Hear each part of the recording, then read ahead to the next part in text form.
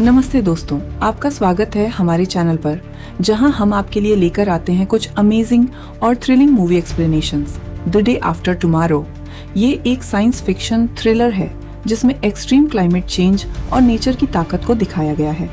तो चलिए बिना किसी देर के शुरू करते हैं इस आइस कोल्ड एडवेंचर को और देखते हैं क्या होता है जब धरती का माहौल बिल्कुल ही बदल जाता है। अंटार्कटिका में वैज्ञानिकों का एक समूह बर्फ से कोर सैंपल निकालने के लिए खुदाई कर रहा है। जैसे ही ड्रिल नीचे जाती है, बर्फ उनके कैंप के नीचे से दरकने लगती है और ड्रिल धीरे धीरे डूबने लगती है। जैसन लगभग उस गड्ढे में गिर ही जाता है, लेकिन जैक और फ्रैंक उसे समय रहते पकड़ लेते हैं। फिर जैक दरार के पार कूदकर सैंपल लाने का जोखिम उठाता है और वापस कूदते समय बर्फ उसके पैरों के नीचे टूटने लगती है। सौभाग्य से वह एक कुल्हाड़ी का सहारा लेकर पकड़ बना लेता है और उसके दोस्त उसे ऊपर खींच लेते हैं, यह देखने के लिए कि कैसे पूरी बर्फ की चट्टान टूट रही है। कुछ समय बाद जैक न्यू दिल्ली में ग्लोबल वार्मिंग पर हो रही यूनाइटेड नेशंस की कॉन्फ्रेंस में हिस्सा लेने पहुंचता है और दुनिया के नेताओं को बताता है कि पृथ्वी एक नए हिमयुग की ओर बढ़ रही है जो पूरी पृथ्वी को जमा देगा। जब राजनेता पूछते हैं कि कितना समय बचा है, तो जैक बताता है कि इसे सदियों लग सकते हैं, लेकिन अगर वे जीवाश्म ईंधन का इस्तेमाल बंद नहीं करते तो उनकी आने वाली पीढ़ियों को इसका खामियाजा भुगतना पड़ेगा। लेकिन राजनेता कहते हैं कि ऐसा करना बहुत महंगा साबित होगा और जैक के भाषण को नजरअंदाज कर देते हैं। कॉन्फ्रेंस के बाहर लोग जलवायु परिवर्तन के खिलाफ प्रदर्शन कर रहे होते हैं और एक रिपोर्टर कमेंट करता है कि इस क्षेत्र में पहले कभी बर्फ नहीं गिरी थी, जिससे शहर में अफरा तफरी मच जाती है। कॉन्फ्रेंस के बाद जैक टेरी से मिलता है, जो नेशनल ओशनिक और एटमॉस्फेरिक एडमिनिस्ट्रेशन में काम करता है। टेरी जैक की बातों से सहमत होता है और वे मिलकर अपने सिद्धांतों पर चर्चा करने निकलते हैं। कुछ दिन बाद टेरी के स्कॉटलैंड स्थित मॉनिटरिंग स्टेशन पर एक कर्मचारी देखता है कि एक बुआई में तापमान में बड़ी गिरावट आई है, लेकिन उसका सहकर्मी सोचता है कि शायद इसे किसी बड़ी लहर ने हिला दिया होगा। जब टेरी वापस आता है तो वे उसे इसके बारे में नहीं बताते। जापान में एक सामान्य बारिश का दिन होता है, लेकिन अचानक आसमान से बड़े बड़े ओले गिरने लगते हैं जो वाहनों और इमारतों को नष्ट कर देते हैं और कुछ लोगों की जान भी ले लेते हैं। अमेरिका में तूफान लेनी की रिपोर्ट्स ने मौसम विशेषज्ञों को हैरान कर दिया है। यह अब तक का सबसे शक्तिशाली तूफान है और सैकड़ों लोगों की जान ले रहा है। अंतर्राष्ट्रीय अंतरिक्ष स्टेशन पर अंतरिक्ष यात्री पृथ्वी के आसमान में असामान्य बड़े तूफानों को बनते हुए देखकर हैरान है। इस बीच जैक का बेटा सैम अपने दोस्त ब्रायन और अपने क्रश लॉरा के साथ न्यूयॉर्क की उड़ान पर है। सैम को उड़ान से डर लगता है और वह और भी ज्यादा घबरा जाता है जब प्लेन एक बड़े तूफान में घुसता है, जिससे प्लेन हिलने लगता है। हिलना डुलना तेज हो जाता है और पूरे गलियारे में बैग गिरने लगते हैं, लेकिन यह ज्यादा देर तक नहीं रहता। जब वे न्यूयॉर्क पहुंचते हैं तो वे देखते हैं कि एक बड़े झुंड में पक्षी पश्चिम की ओर उड़ रहे हैं, जैसे किसी चीज से बचने की कोशिश कर रहे हों। इस बीच मॉनिटरिंग स्टेशन पर टेरी आखिरकार देखता है कि बुआई में तापमान में गिरावट हो रही है और कर्मचारी उसे बताता है कि उसने कुछ दिनों पहले भी यही देखा था। जल्दी ही वे यह पाते हैं कि कई बुआई वही रिपोर्ट भेज रहे हैं, जिसका मतलब है कि यह खराबी नहीं है। टेरी तुरंत जैक को कॉल करता है और बताता है कि उसका सिद्धांत तेज गति से सही हो रहा है, जो पिछले हिमयुग के बाद पहली बार हुआ है। अगले दिन जैक को सैम का फोन आता है, जो बताता है कि वह न्यूयॉर्क में फंस गया है क्योंकि लगातार बारिश से शहर में बाढ़ आ गई है और कई रास्ते बंद हो गए हैं। उपराष्ट्रपति की अनदेखी के बावजूद उन्हें लोगों को सुरक्षित स्थानों पर पहुंचाने की प्रक्रिया शुरू करनी चाहिए थी। इस बीच उत्तरी यूरोप में पिछले 24 घंटों से तेजी से बर्फबारी हो रही है और रुकने का कोई संकेत नहीं है। एक खोज और बचाव दल को शाही परिवार को निकालने के लिए भेजा जाता है, लेकिन हेलीकॉप्टरों को दृश्यता शून्य मिलती है और वे तूफान के बीच में उड़ान भरने लगते हैं। जल्दी ही हेलीकॉप्टर के उपकरण और ब्लेड जमने लगते हैं, जिससे वे गिरकर दुर्घटनाग्रस्त हो जाते हैं। केवल एक ही जीवित बचता है, लेकिन जैसे ही वह बाहर झांकता है, ठंड से तुरंत उसकी मौत हो जाती है। टेरी इस घटना के बारे में सुनता है और गोपनीय डेटा जैक को भेजता है, क्योंकि उसके पास इसे विश्लेषण करने के लिए अधिक शक्तिशाली कंप्यूटर है। इसी तरह वे खोजते हैं कि जमीन पर तूफान बन रहे हैं जो नहीं होना चाहिए। न्यूयॉर्क में पिछले 3 दिनों से बारिश हो रही है और सभी ट्रेनें बंद हो चुकी हैं और अब पानी गटर से बाहर निकल रहा है। कनाडा में महासागर का स्तर 25 फीट बढ़ गया है और इसके कारण भीषण तूफान आए हैं। सैम और उसके दोस्त टीवी पर यह रिपोर्ट देखते हैं कि तभी बिजली चली जाती है। जब वे इमारत से बाहर निकलते हैं तो देखते हैं कि शहर में हाहाकार मचा हुआ है और बाढ़ का पानी बढ़ता जा रहा है। समस्या तब और बढ़ जाती है जब कर्मचारियों और स्थानीय लोगों को पता चलता है कि चिड़ियाघर से भेड़िए भी भाग गए हैं। कई लोग नेशनल लाइब्रेरी में छिपने के लिए दौड़ रहे हैं। हालांकि एक बेघर आदमी को उसके कुत्ते की वजह से अंदर नहीं जाने दिया जाता।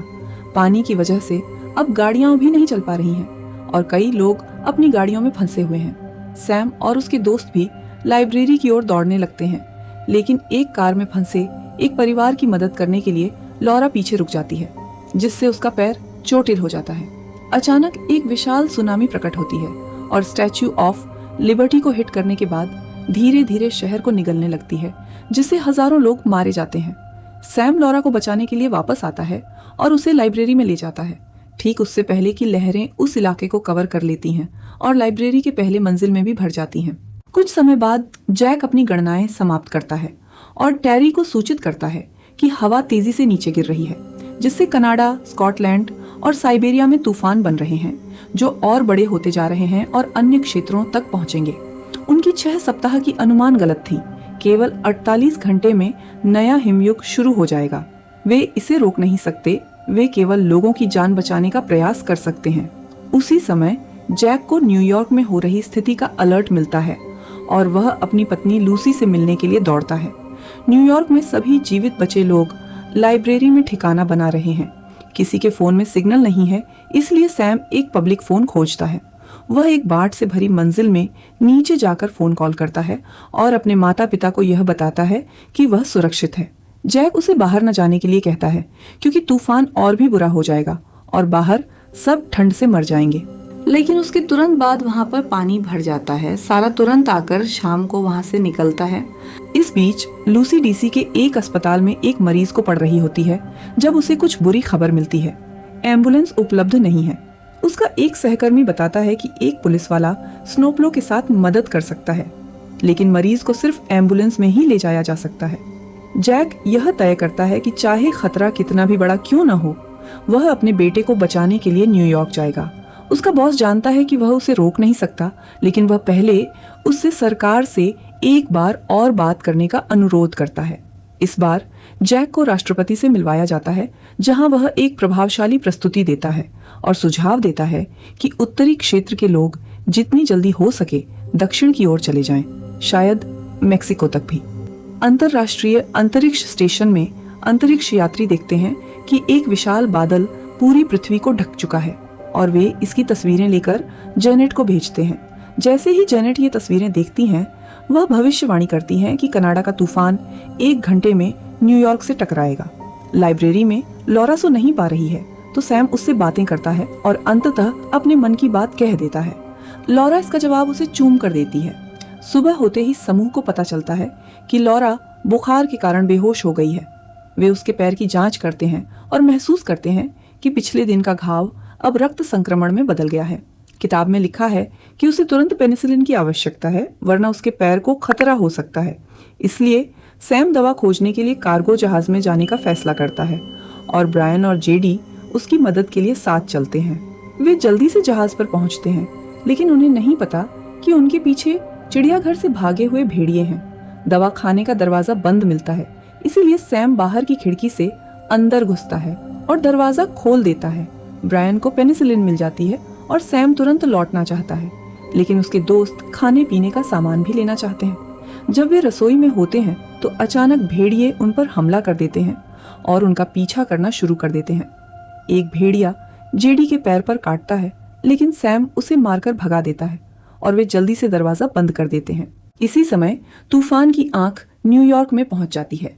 सैम एक योजना बनाता है कि भेड़ियों को कमरे से बाहर निकालकर दरवाजा बंद कर दिया जाए ताकि उसके दोस्त सुरक्षित हो सकें। वह खिड़की से वापस जाने की कोशिश करता है, लेकिन गलती से कांच पर कदम रख देता है और भेड़ियों का ध्यान अपनी ओर खींच लेता है।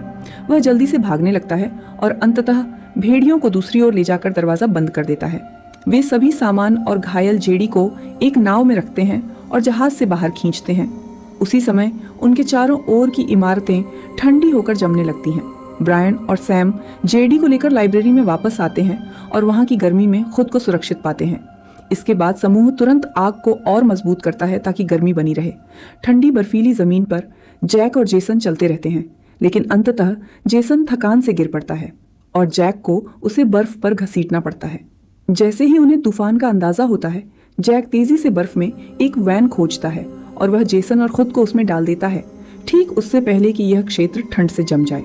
कुछ घंटे बाद जेसन जागता है और देखता है कि जैक ने टेंट लगाया हुआ है और आग जल रही है।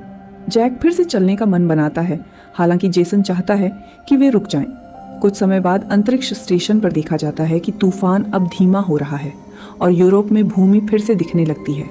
उसी समय जैक टेंट से बाहर आता है और देखता है कि आसमान साफ हो गया है। अब उनके लिए चलना आसान हो गया है और वे जल्द ही न्यूयॉर्क पहुंचते हैं, जहां स्टैच्यू ऑफ लिबर्टी पूरी तरह से बर्फ में जमी होती है और कई जहाज बर्फ में अटके होते हैं। जीपीएस उन्हें संकेत देता है कि वे लाइब्रेरी के ऊपर खड़े हैं और जैक को चिंता होती है कि उसका बेटा शायद बर्फ में ही दब गया है, लेकिन हार मानने से इनकार करते हुए वे बर्फ में एक खुली जगह खोज लेते हैं और खिड़की से अंदर घुस जाते हैं। वहां इधर उधर देखने के बाद वे एक दरवाजे के नीचे से आती हुई रोशनी देखते हैं। दरवाजा खोलते ही उन्हें समूह जीवित और सुरक्षित मिलता है। लॉरा भी अब बेहतर महसूस कर रही है। सैम और जैक एक गर्मजोशी भरी झप्पी में मिलते हैं। कुछ समय बाद मेक्सिको में उपराष्ट्रपति को राष्ट्रपति के रूप में नियुक्त किया जाता है। वह टीवी पर न्यूयॉर्क लाइब्रेरी में बचे हुए लोगों के बारे में सुनता है और घोषणा करता है कि वह सभी को सुरक्षित निकालने का एक बड़ा अभियान शुरू करेंगे। जल्द ही हेलीकॉप्टर न्यूयॉर्क पहुंचते हैं और समूह को लेकर जाते हैं, जिसमें वह कुत्ता भी शामिल है। अन्य इमारतों में भी कई बचे हुए लोग मिलते हैं। अंतरिक्ष स्टेशन से अंतरिक्ष यात्री पृथ्वी को देखते हैं और नोटिस करते हैं कि यह अब तक का सबसे साफ वातावरण है।